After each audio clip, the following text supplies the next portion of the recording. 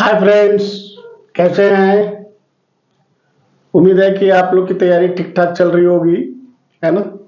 मजे में रहिए, पढ़ाई करते रहिए और आपकी नज़र एग्जामिनेशन पे होनी चाहिए कि एग्जामिनेशन को आप कैसे करेक्ट करें। और in view of examination, point of view of examination, we have to frame our, we have to structure our way of study. दोस्तों, आज मैं आप लोगों के बीच अगला एक्ट लेके उपस्थित हूँ। अमेंडिंग एक्ट ऑफ 1781, 1781 का अमेंडिंग एक्ट।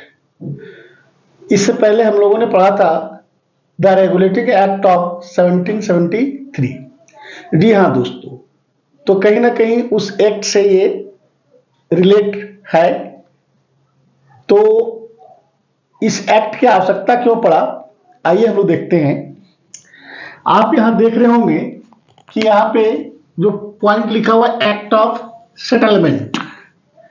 दोस्तों, 1773 के रेगुलेटिंग एक्ट में कुछ डिफेक्ट्स था, कुछ कमियां थी। उस डिफेक्ट्स को, उस कमियों को दूर करने के लिए, उस डिफेक्ट्स को रेक्टिफाई करने के लिए एक एक्ट लाया गया और उस एक्ट का नाम है अमेंडिंग एक्ट ऑफ 1781। इस एक्ट को हम लोग एक्ट ऑफ सेटलमेंट भी कहते हैं। तो कभी कभी क्वेश्चन में आपको अमेंडिंग एक्ट ऑफ 1781 के जगह पे एक्ट ऑफ सेटलमेंट भी दे देगा, तो वहां पे आपको मिस्टेक नहीं करना है, वहां पे आपको कंफ्यूज नहीं होना है। दोनों चीजें जो है सो सेम है। अमेंडिंग एक्ट ऑफ 1781 और एक्ट ऑफ सेटलमेंट दोनों सेम चीज है। आगे दोस्तों, यहां आप देख रहे हैं exemption from the जुडिक्शन of supreme court. दोस्तों, आप पिछला वीडियो में द रेगुलेटिंग एक्ट 1773 में आपने देखा था कि 1773 के रेगुलेटिंग एक्ट के तहत 1774 में एक सुप्रीम कोर्ट का गठन किया गया था। ठीक है, तो सुप्रीम कोर्ट का गठन किया गया था, तो उसके दायरा, इस एक्ट में उसके दायरे को परिभाषित किया गया है कि सुप्रीम कोर्ट के अंदर में उसके कार्य क्षेत्र में क्या क्या चीजें आएगी, किनके किनके कार्य को शामिल किया जाएगा और किनके किनके कार्य को शामिल नहीं किया जाएगा।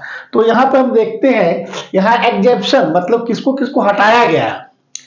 मतलब 1773 के रेगुलेटिंग एक्ट में जब सुप्रीम कोर्ट बना था उस समय शामिल था, लेकिन इस एक्ट के तहत उसको उसके कार्य क्षेत्र से बाहर कर दिया गया। तो जिसको जिसको बाहर किया उसमें से एक है गवर्नर जनरल।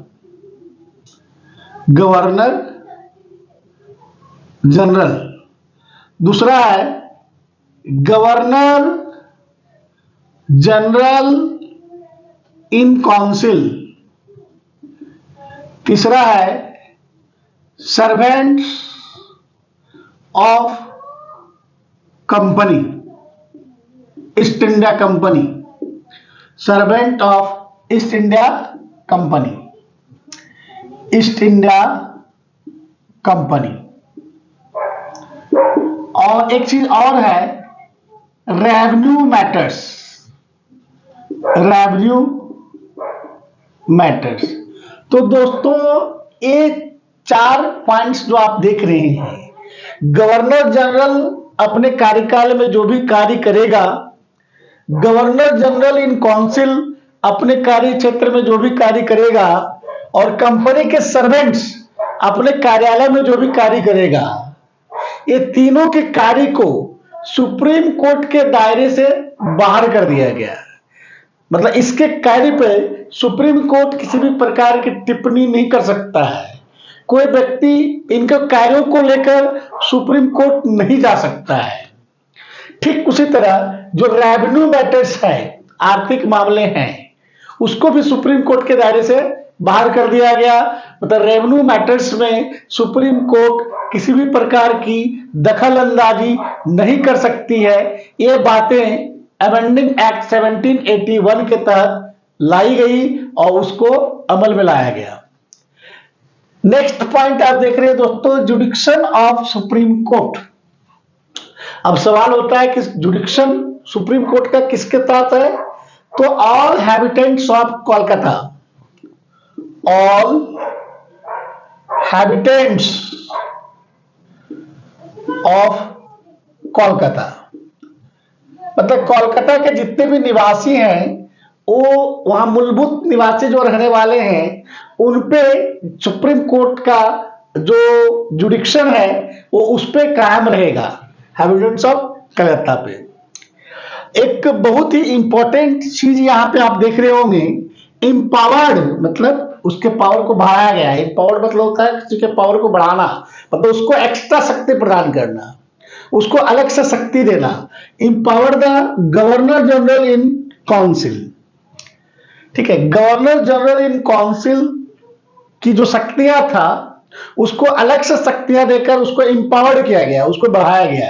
क्या शक्ति बढ़ाया गया? गवर्नर जनरल इन काउंसिल को क्या और विशेष अधिकार दिया गया?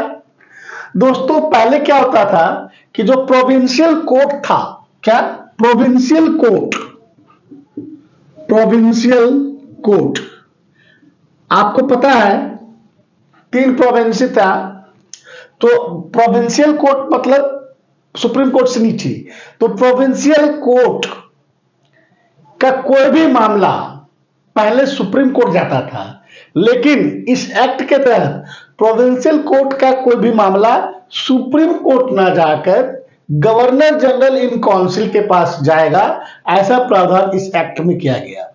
इसका मतलब है कि गवर्नर जनरल काउंसिल की शक्तियां क्या होगी? बढ़ गई। पहले प्रोविंशियल कोर्ट का कोई भी मामला सुप्रीम कोर्ट जाता था, अब सुप्रीम कोर्ट ना जाकर गवर्नर जनरल इन काउंसिल के पास जाएगा। नेचुरल है कि उसकी शक्ति में क्या हुआ? इजाफा हुआ, बढ़ोतरी हुई, इसलिए उसको कहता है एम्पावर्ड किया।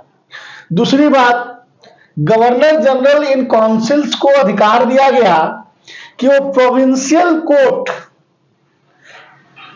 के लिए रेगुलेशन बनाए, नियम कानून बनाए।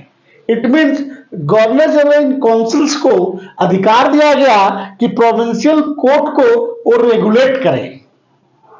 दोस्तों इस तरीके से गवर्नर जनरल इन काउंसिल को एम्पावर्ड किया गया। कुल मिलाकर यहां अगर आप देखना चाहें तो इस एक्ट में 3 बातें सामने चलकर आती है। पहली बात यह है कि 1773 का जो रेगुलेटिंग एक्ट था उसके डिफेक्ट्स को इस एक्ट में रेक्टिफाई किया गया।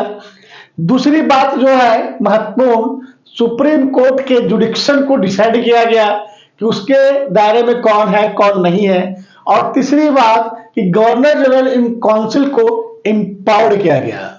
क्लियर? इसी तरह आपको अगले क्लास में दूसरे एक्ट के साथ आप लोगों के बीच उपस्थित होऊंगा। यह वीडियो अगर आप लोगों को पसंद आया हो तो आप इसे लाइक करें, शेयर करें, सब्सक्राइब करें और बेल आइकन के बटन को दबाएं ताकि आप जो भी वीडियो यहां से डाला जाए आप तक सबसे पहले पहुंचे और उसका फायदा उठा सकें। धन्यवाद।